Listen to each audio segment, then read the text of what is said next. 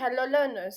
Welcome back to day 5 of our ISRO PYQ series. मैं हूं आपके इंस्ट्रक्टर और आज हम लेके आए हैं कुछ ऐसे क्वेश्चंस जो बार बार एग्जाम में रिपीट होते हैं और हर एक क्वेश्चन के पीछे छुपा है एक कॉन्सेप्ट जो आपको सिलेक्शन के एक कदम और करीब लेके जाता है। अगर आप सीएससी बैकग्राउंड से है तो ये वीडियो स्पेशली आपके लिए होने वाली है। सो बी कॉन्फिडेंस। हर क्वेश्चन के साथ मिलेगा आपको कॉन्सेप्ट क्लियरिटी, एग्जाम स्ट्रेटेजी और एक विजुअल ब्रेकडाउन जो आपके दिमाग में लॉक हो जाएगा। Not shortcut, just pure logic and smart preparation. तो चलिए शुरू करते हैं पहले सवाल के साथ। That will B so guys, first question will be match the following. ये मैचिंग एक ग्राफ एल्गोरिथम के कॉन्सेप्ट को टेस्ट करता है। Now let's see. In one side of the matching, there is Blood-Wasser, Dijkstra, Crucials, and Bellman-Ford. We have to match them according to their properties. So, let's think about it. If we talk about fluid versal, ये algorithm हर vertex से हर vertex तक shortest path find करती है। If we talk about Dijkstra, एक source से सभी वर्टाइसेस तक शॉर्टेस्ट पाथ फाइंड करता है। And if we talk about Kruskal's, MST बनाता है using edges, weights, greedy approach से। और हम नेक्स्ट की बात करें जो कि है बेलमैन फोर्ड, ये भी single source shortest path find करता है, नेगेटिव वेट के साथ भी काम करता है। So the correct answer will going to be option number option number B. Now moving toward our next question, a hash function f defined as f key is equals to key mode 7 with linear probing, which inserting the key 37, 38, 72, 48, 98, 11, and 56 into a table indexed from 0, in which location key 11 will be stored. Countable index 0 as 0th location. Now अगर हम इस question की बात करें तो हमें hashing plus linear probing दोनों को पढ़ना पड़ेगा। इसमें हैश फंक्शन होता दिया गया है एफ की इज इक्वल्स टू की मॉड 7 और जो कॉलिजन रिजोल्यूशन लगने वाला है वो लगने वाला है लीनियर प्रोबिंग का। अगर हम इसकी आंसर की बात करें so the answer will going to be option number C, that is at index 5। जो की 11 होगी वो स्टोर होगी इंडेक्स नंबर 5 पर। Now moving toward our next question, the average case and worst case complexity for merge sort algorithm. Merge sort algorithm की average case और worst case complexity होती है option number D, that is big of n log n big of n log n. Because जो merge short होता है वो एक divide and conquer algorithm है जो अरे को रिपीटली हाफ करता है, शॉर्ट करता है और मर्ज करता है। इसका रिकरेंस रिलेशन होता है T n is equals to 2t n/2 plus big of n. ये रिलेशन सॉल्व करने पर टाइम कॉम्प्लेक्सिटी मिलती है big of n log n. And सबसे इम्पॉर्टेंट बात ये होने वाली है कि ये बेस्ट केस, एवरेज केस और वर्स्ट केस सब में big of n log n time complexity देता है। ये कंसिस्टेंसी मर्ज शॉर्ट को प्रेडिक्टेबल और रिलायबल बनाती है। Now moving toward our next question, that will going to be given to shorted list of size and M and N respectively, the number of comparisons needed the worst case by the merge sort algorithm will be. इसका correct answer होने वाला है option number D, that is m plus n minus one. क्योंकि जब मर्ज short दो shorted अरे को merge करता है हर स्टेप में स्मॉलेस्ट एलिमेंट चूज होता है फ्रॉम द टू लिस्ट। हर कंपैरिजन एक एलिमेंट को फाइनल मर्ज लिस्ट में प्लेस करता है।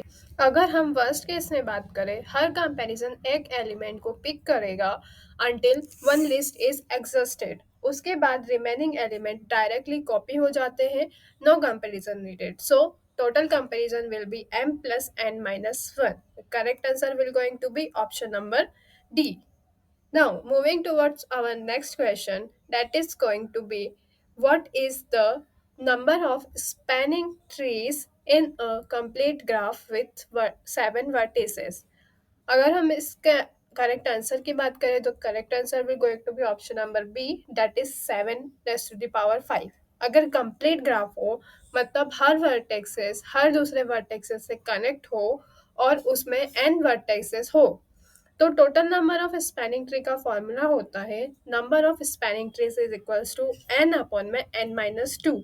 यहाँ पे 7 है, so 7 minus 2 is 5. So the correct answer we're going to be option number B, 7 raised to the power 5। Spanning tree एक ट्री जो ग्राफ के सभी वर्टिसेस को कनेक्ट करता है बिना किसी cycle. If we talk about complete graph, हर वर्टिसेस हर दूसरे वर्टिसेस से डायरेक्टली कनेक्टेड होते हैं।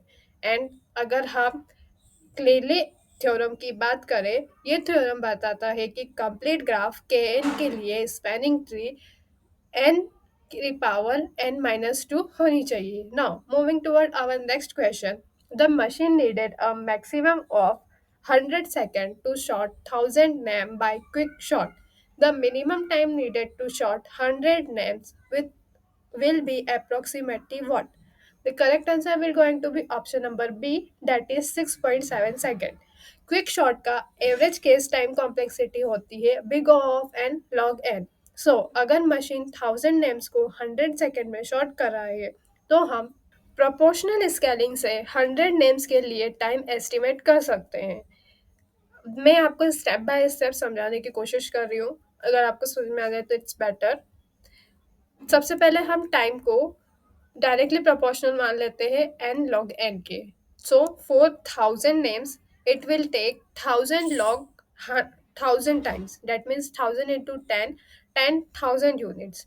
For 100 names it will be going to be 100 log 100, that will be 100 into 6.64, that is going to be 664 unit. अगर हम इन दोनों रेशियोज को डिवाइड करते हैं, it will going to be 0.0664, जो कि एक्चुअली 100 सेकेंड से मल्टीप्लाई होने के बाद 6.7 सेकेंड्स बन जाएगा।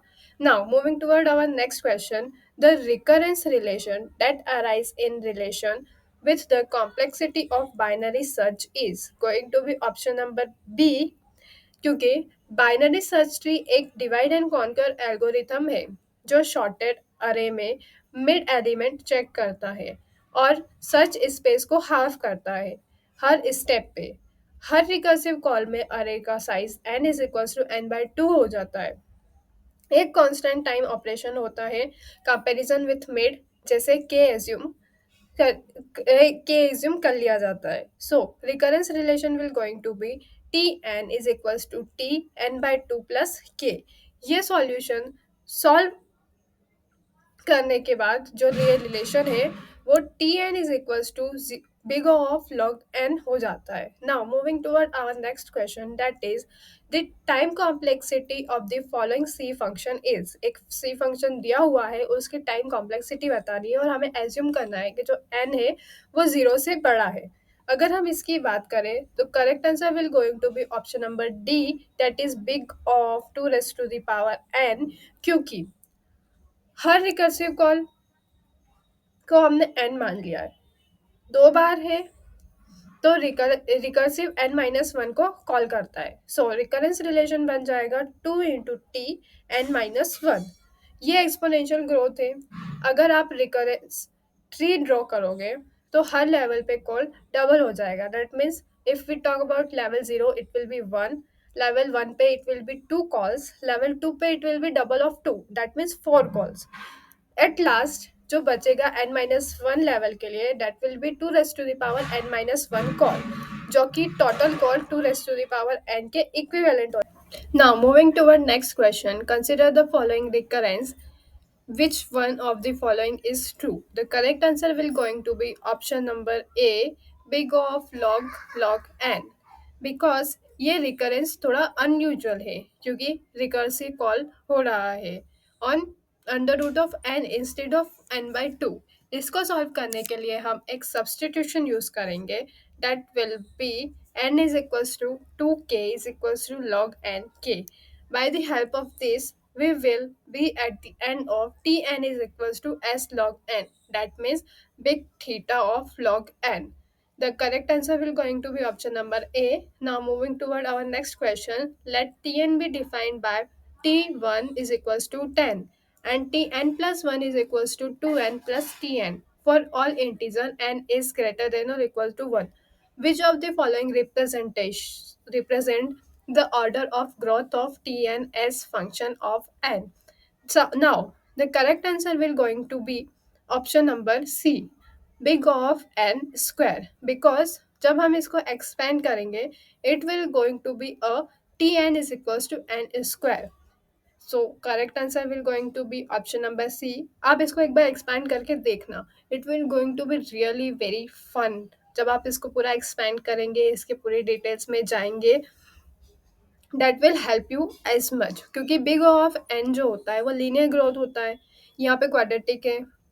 अगर हम सेकेंड वन की बात करें big of n log n, तो डिवाइड एंड कॉन्कर एल्गोरिथम जैसे मर्ज शॉर्ट के लिए होता है. And if we talk about big of n cube, तो ये क्यूबिक ग्रोथ होता है, यहाँ नहीं है, यहाँ क्वाड्रेटिक ग्रोथ है. तो करेक्ट आंसर ऑप्शन सी होने वाला है. Now moving to our next question, the running time of an algorithm is given by, एक एल्गोरिथम दी हुई है, उसका रनिंग टाइम बताना है.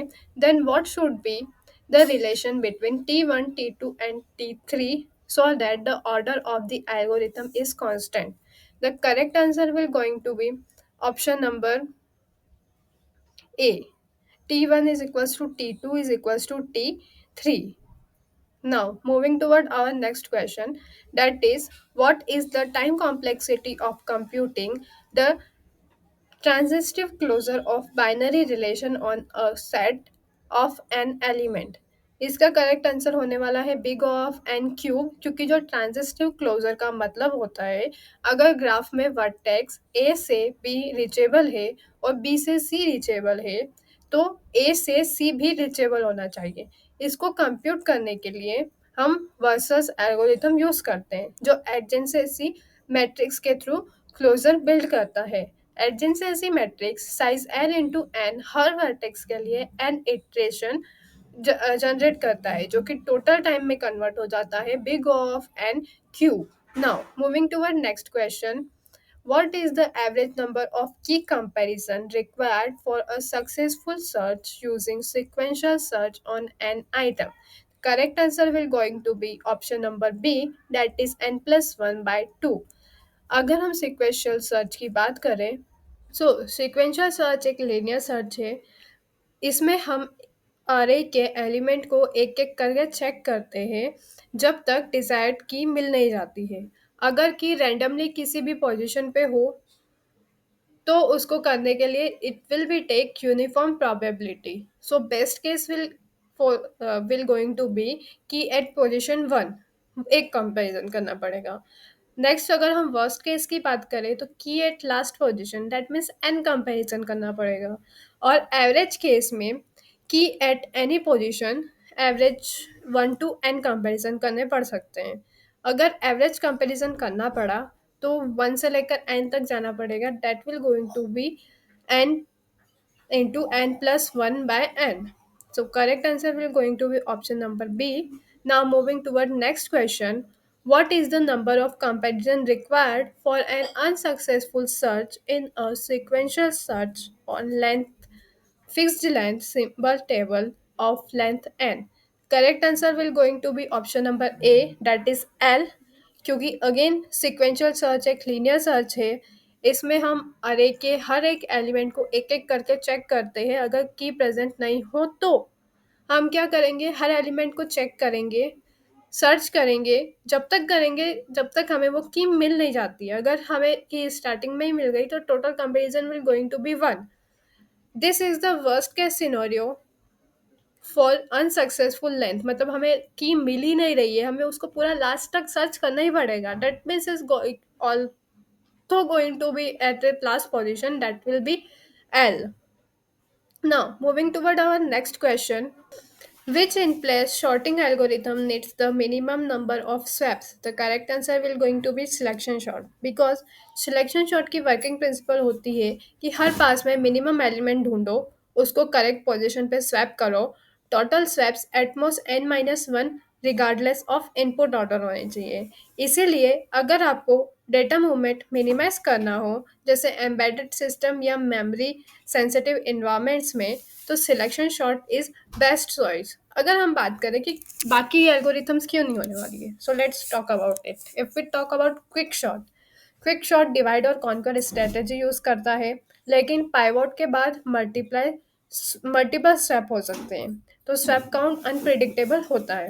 इंसर्शन शॉट की बात करें तो मोस्टली शिफ्टिंग करता है, नॉट स्वैप्स। बट अगर स्वैप काउंट ट्रैक करने हो तो सिलेक्शन शॉट से ज़्यादा हो सकता है। अगर हम हिप शॉट की बात करें तो हिपिफाई और एग्जैक्ट स्टेप में मल्टीपल स्वैप्स होते हैं, specially during shift down operation. So that's why the correct answer will going to be selection sort. Now, moving to our next question, that is, how many comparisons are needed to sort an array of length 5 using selection sort? If array is in opposite order, the correct answer will going to be option number B, 10. Because जो selection short है उसका logic होता है कि हर पास में minimum element ढूंढो, उसको correct position पे स्वैप करो। कंपैरिजंस डिपेंड करते हैं रिमेनिंग अनसॉर्टेड पार्ट पर। अगर हमें लेंथ 5 दी हुई है, तो सबसे पहले हमें 4 के लिए कंपैरिजन करना पड़ेगा, फिर 3 के लिए कंपैरिजन करना पड़ेगा, फिर 2 के लिए कंपैरिजन करना पड़ेगा, फिर 1 के लिए एंड फिर 0। That will going to be 4 plus 3, 7 plus 2, 9 plus 1, 10 comparisons. Input order doesn't affect comparison count in selection sort. It always does fixed comparison. Now, moving toward our next question, that is, among quick shot, hip shot, and merge shot, which perform in list time in the worst case? The correct answer will going to be option number B, second and third only. That means hip shot and merge shot. ऐसा क्यों? हम सारे shots को एक बार, shooting techniques को एक बार देखते हैं, देन वी विल डिसाइड ऐसा क्यों। क्विक शॉट जो होता है वो होता है जब पाइवेट सिलेक्शन बहुत ही खराब हो, जैसे हमेशा स्मॉलेस्ट हो या हमेशा लार्जेस्ट हो। हिप शॉट की बात करें तो कंसिस्टेंट परफॉर्मेंस होती है हिप स्ट्रक्चर की वजह से। अगर हम मर्ज शॉट की बात करें तो यहाँ पे डिवाइड और कॉन्क्योर रूल लगता है with predictable recursive depth.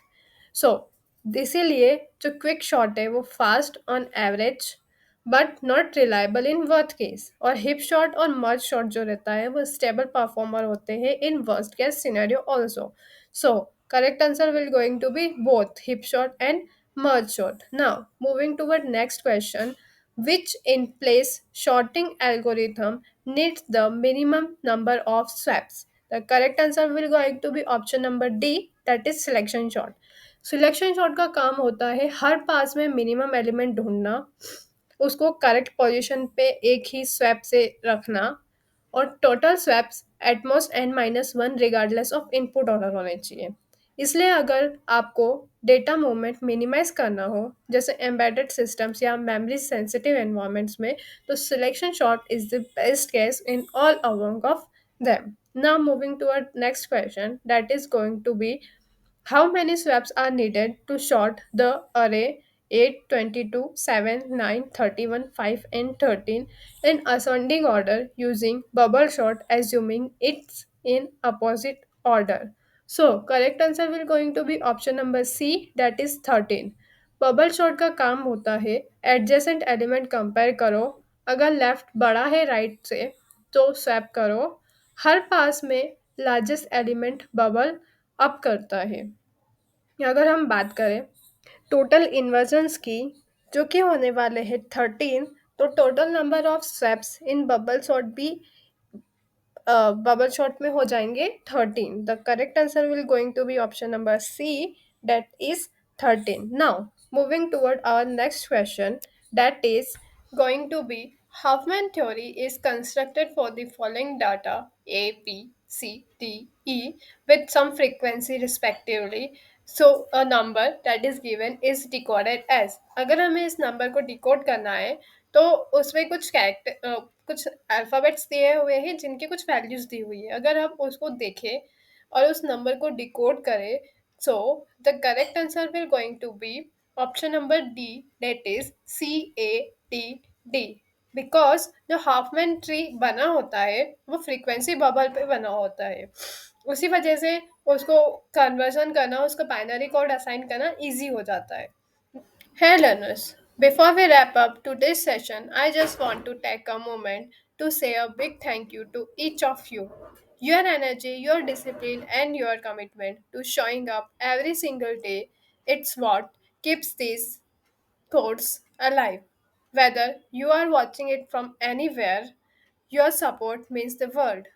If today's word helped you, don't forget to hit the like button, share it with your study squad, and drop a comment below. Tell me what clicked, what confused you, or even what you want next. I read every single one. This journey isn't just about cracking ISRO or any exam. It's about building resilience, clarity, and confidence. So, keep showing up,